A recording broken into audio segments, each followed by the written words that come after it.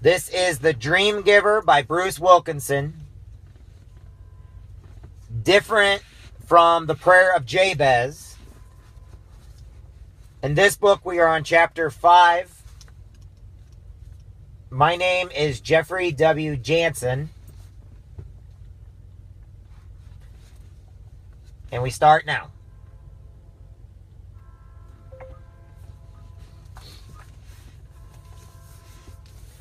Hey everybody, my name is Jeffrey W. Jansen. We are on The Dream Giver by Bruce Wilkinson. This is separate than the book I just read. That's one reason why I stopped and started again live. I do have a train coming, which I apologize. Today is chapter 5, Ordinary Finds Sanctuary. And just in case anybody wonders why I'm wearing red today, red means remember everyone deployed. For all military members and veterans, they kind of know that. But I just want to give that shout out real quick. We are on chapter 5, Ordinary Finds Sanctuary. Remember, he's already been to the bullies. He already crossed the river. He already went through the desert. And now he found faith. Remember, she basically said, okay, well, fine. And then she went on, and now he's trying to follow faith. One night, Ordinary dreamed that the Dream Giver was standing near him. Well done, Ordinary, the Dream Giver said. Come to my sanctuary. When Ordinary awoke, he was beside a gurgling stream. Now he had arrived there, and when he wasn't sure, but the wasteland was behind him, he wondered at his dream and hoped it was true. Was the Dream Giver pleased with him? Was Sanctuary a real place, and could it be nearby? He picked up his knapsack and decided to follow the stream into the lush mountain forest he saw ahead. Something seemed to be drawing him onward and upward. He couldn't say what, but it felt like an invitation. Before long, giant trees towered over Ordinary. Walking across the floor of the forest, he felt hushed and small and swallowed up by the greatness. Then he began to climb. Higher and higher he climbed, following the stream, until suddenly he entered a level clearing filled with bright light. His heart told him that this was sanctuary, and he was in the presence of the Dream Giver. Come to the water, he heard the Dream Giver say. Ahead of him in the clearing, he saw a small waterfall that fed a pool of still waters. He walked to the edge, then slipped into purest water he had ever seen. He floated and splashed, sending diamonds of light spraying through the air. Time passed. But it didn't seem to pass at all. When Ordinary emerged from the pool, the last traces of the wasteland had been washed away. Ordinary stayed in the clearing filled with the light for many days. The Dream Giver had never felt so close, as present now as he had felt absent in the wasteland. Then Ordinary heard the Dream Giver's voice again, come to the light. That's when Ordinary noticed that the light, which had been shining all around him, was now shining through him. Trembling, he looked, and he saw into his heart. He saw things he had said and done that he did not want to see. He saw rebellion and selfishness and betrayal. And everywhere he looked, he saw darkness. Tears began streaming down his cheek. Take away my darkness, he pleaded. Give me your light. And the Dream Giver did. He took away Ordinary's darkness and gave him his light. Then the Dream Giver said, come closer to me. And Ordinary did. Again and again, Ordinary came deeper into the light, and further he came, the more he felt at one with the Dream Giver. Then the Dream Giver spoke again. Come higher, he said. Ordinary started up the mountain again. His step light. He couldn't wait to discover what the Dream Giver had in store for him. Before long, Ordinary emerged at a summit. He found himself standing on a broad table of rock, gazing out at a glorious sight. A river below, then a wide valley, and above it, all along the far horizon, a gleaming ribbon of shining hills. The land of promise, Ordinary gasped. It has to be. Yes, he heard the Dream Giver say. Ordinary let out a shout of victory. I made it! My big dream is right over there, he yelled. Yes! Ordinary was overcome with happiness. His big dream was finally within reach. Oh, how he wished that best friend and his parents and nobody and familiar could be here to see he was seeing at this moment. Ordinary, said the dream giver. Yes, said Ordinary. Give me your dream. What do you mean, Ordinary asked. It's my dream. You're the one who gave it to me. Yes, and now I'm asking you to give it back. Ordinary was shocked, but he didn't even have to think. I can't, he told the dream giver. I won't. Ordinary paced back and forth along the rim of the summit, trying to understand what had just happened. Why would the dream giver want to take away his big dream?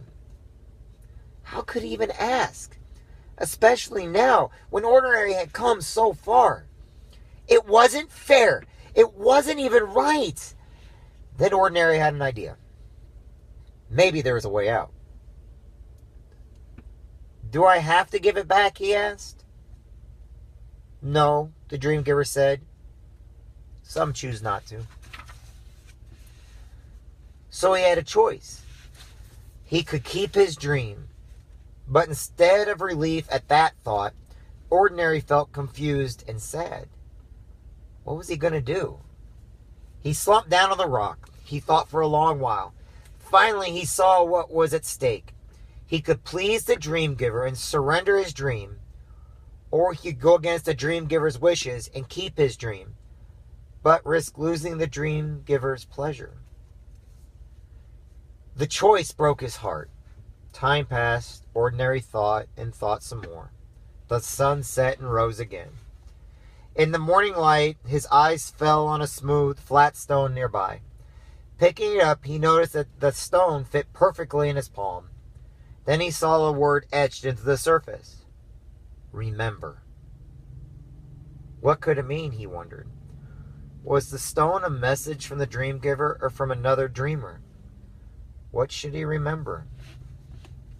Holding the stone, Ordinary found himself thinking back. He remembered Champion and Faith. They must have faced this choice. What would they say to him now? He remembered the returning dreamers. He could still hear their sad and bitter voices. They couldn't have surrendered their dreams here. They didn't even trust the dream giver. Over and over he turned the stone in his palm. Finally, his thoughts turned to the dream giver. The dream giver had always kept his promise. He had always been good to Ordinary, even when he was nowhere in sight and nothing seemed to make sense. Then Ordinary knew what he had to do. Know what he wanted to do. He carried his knapsack to the edge of the rock and sat down. He took out his journal and his long white feather and he wrote his last entry about his big dream. I am surrendering my dream to you, dream giver. I've decided that it's you that I can't go on without.